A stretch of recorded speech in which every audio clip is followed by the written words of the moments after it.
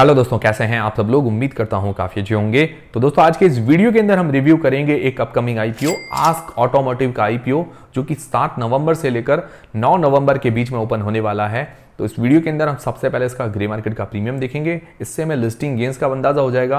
फिर इस कंपनी की डिटेल्स के बारे में जानेंगे, मतलब कौन से सेक्टर की कंपनी है, उसका फ्यूचर कैसा रह सकता है। फिर इसके फाइनेंशियल्स और फंडामेंटल्स जानेंगे, मतलब कंपनी प्रॉफिट मेकिंग है या लॉस मेकिंग कंपनी है, और अपने जो भी पेयर कंपिटिटर्स हैं उनसे ये कैसा परफॉर्मेंस कर रही है।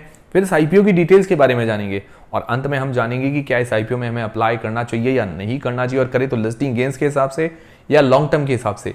सारी चीजें हम क्लियर करेंगे। वीडियो शुरू करने से पहले दोस्तों टेलीग्राम, इंस्टाग्राम और व्हाट्सएप चैनल को जरूर ज्वाइन कीजिए, उसकी लिंक डिस्क्रिप्शन के अंदर है। और फ्री में डीमेट अकाउंट वगैरह खुलवाना है तो उसकी भी लिंक आपको डिस्क्रिप्शन के अंदर मिल जाएगी। तो सबसे पहले इसका ग्रे मार्केट का प्रीमियम देखें तो 36 रुपये पर शेयर, 53 शेयर्स का लॉट है। 1908 रुपये जैसा एक लॉट पर आज की तारीख में फायदा देखने को मिल रहा है। परसेंटेज वाइज 13%, मतलब 13% जैसा ग्रे मार्केट का प्रीमियम है। तो अभी हमारा जो मिनिमम क्राइटेरिया 20% का रहता है तो उससे कम चल रहा है, क्योंकि देखिए बाद में अगर ग्रे मार्केट का प्रीमियम थोड़ा गिरता है तो 5% भी आ सकती है, 0% भी हो सकती है। तो 20% होता है तो मिनिमम उससे क्या कि सेफ्टी रहती है।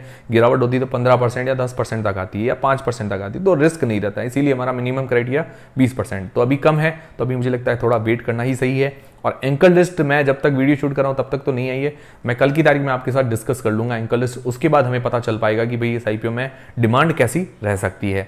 फिर दोस्तों बात करें इस कंपनी की डिटेल्स के बारे में, तो कंपनी जो इनकॉर्पोरेट हुई थी 1988, मतलब 1988 के अंदर, करीब 35 साल पुरानी कंपनी है। मतलब अपना जो सेक्टर है उसके अंदर एक्सपीरियंस कंपनी है, तो ये इसके लिए बेनिफिट हो जाता है। तो ये इस कंपनी का जो मेन काम है टू व्हीलर्स जो होते हैं, बाइक वगैरह है या स्कूटी वगैरह हम चलाते हैं, तो उसके अंदर एडवांस ब्रेकिंग सिस्टम, आजकल एडवांस ब्रेकिंग सिस्टम आ रखे हैं, तो वो ये बनाती है, वो ये मैन्युफैक्चर करती है। उसके रिलेटेड जो भी पार्ट्स वगैरह वो ये मैन्युफैक्चर करती है। उसके अंदर इसकी मास्टरी है, करीबन 50% का मार्केट शेयर है इंडिया के अंदर एबीएस के अंदर, मतलब जो एडवांस ब्रेकिंग सिस्टम है। तो ये लीडिंग कंपनी है जो एडवांस ब्रेकिंग सिस्टम बनाती है उसके अंदर, ये बेनिफिट है इस कंपनी के लिए। तो पहला तो ये एडवांस ब्रेकिंग सिस्टम मैन्युफैक्चर करती है, ये साइड में आप देख सकते हैं। दूसरा है एल्यूमिनियम लाइट वेट प्रिसीजन्स। जो बाइक के अंदर आप देखिए इंजन्स वगैरह होते हैं, चेन का पार्ट होता है, चेन वगैरह लगती है, बाइक आप चलाते होंगे तो आपको पता होगा, वो सारे एल्यूमिनियम के बने होते हैं। चेन जो कवर होती है ऊपर से एल्यूमिनियम की, या इंजन के कुछ पार्ट्स होते हैं वो भी कवर होते हैं, एल्यूमिनियम की जो पार्ट लगे होते हैं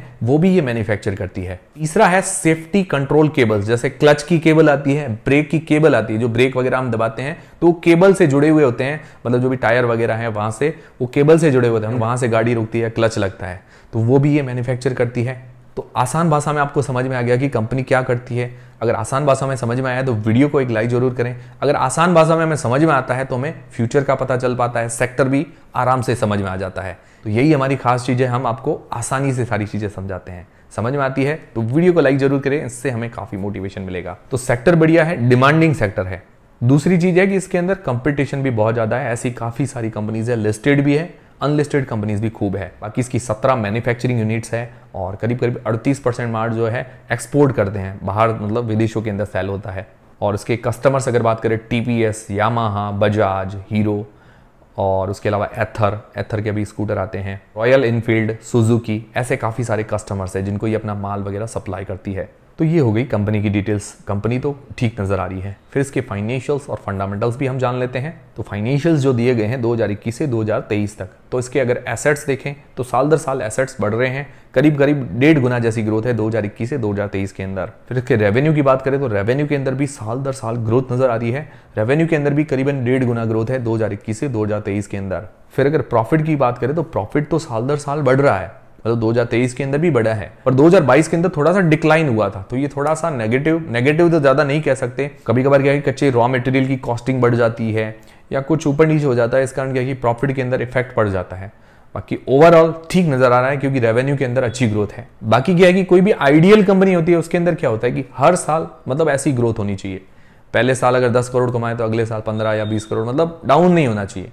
तो ये थोड़ा क्या है कि नेगेटिव पॉइंट गिना जाता है। बाकी इसकी नेट वर्थ बढ़ी है, इसके हाथ में रिजर्व कैश बढ़े हैं, और आज की तारीख में जो रिजर्व कैश है करीबन 639 करोड़ रुपए के, और उसके बाद डेट मतलब उधारी है 268 करोड़ रुपए की। ये थोड़ा सा नेगेटिव पॉइंट है। और आईपीओ से पैसे जुटाएंगे, पूरा ऑफर फॉर सेल है, तो इसकी उधारी चुकाने के अंदर या कंपनी की ग्रोथ के लिए कोई भी पैसा काम नहीं आएगा, ये भी थोड़ा सा नेगेटिव पॉइंट है। और इसका price to earnings ratio P है 45 के आसपास का निकल कर आता है। और इसका जो रेवेन्यू है 2023 के अंदर करीबन 2555 करोड़ रुपए का। तो अपने जो भी पीयर कंपटीटर्स हैं उनसे ये सबसे छोटी कंपनी है और वैल्यूएशंस लगभग इनके बराबर ही मांग रही है। अगर इन सेक्टर्स के अंदर देखें तो यूनो मिंडा और भारत फोर्ज बहुत बड़ी बड़ी कंपनियां हैं, उनके प्रोडक्ट्स काफ़ी अच्छे सेल भी होते हैं। तो मुझे लगता है तो उन कंपनी से थोड़ी सी सस्ती कर लेनी चाहिए थी। ज़्यादा महंगी नहीं है पर थोड़ी और सस्ती कर दे तो बढ़िया रहता। बाकी थोड़ा बहुत वैल्यूएशंस गैप छोड़ा है, इस हिसाब से थोड़ा बहुत लिस्टिंग गेन्स की उम्मीद है। बाकी रिटर्न ऑन नेट वर्थ करीब करीब 19% के आसपास का है, तो ये अच्छी बात है। फिर दोस्तों इस आईपीओ की डिटेल्स के बारे में बात करें तो 7 नवंबर से लेकर 9 नवंबर के बीच में ये आईपीओ ओपन रहेगा। प्राइस बैंड रखा गया है 268 रुपए से लेकर 282 रुपए के बीच में। 53 मतलब 53 शेयर्स का ये लॉट है। इसका इश्यू साइज है 834 करोड़ रुपए का पूरा ऑफर फॉर सेल है। और ये थोड़ा सा नेगेटिव बात होती है, कुछ पैसा जो है कंपनी की ग्रोथ के लिए या कंपनी उधारी चुकाने के अंदर काम लेना चाहिए था।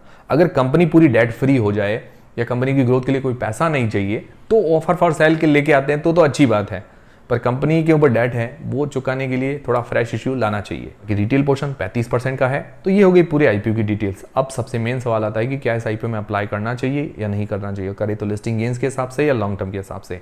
उससे पहले आपके पास या आपके फैमिली मेंबर्स में किसी के पास भी डीमेट अकाउंट नहीं है, बिल्कुल फ्री में डीमेट अकाउंट खुलवाने की लिंक आपको डिस्क्रिप्शन के अंदर मिल जाएगी।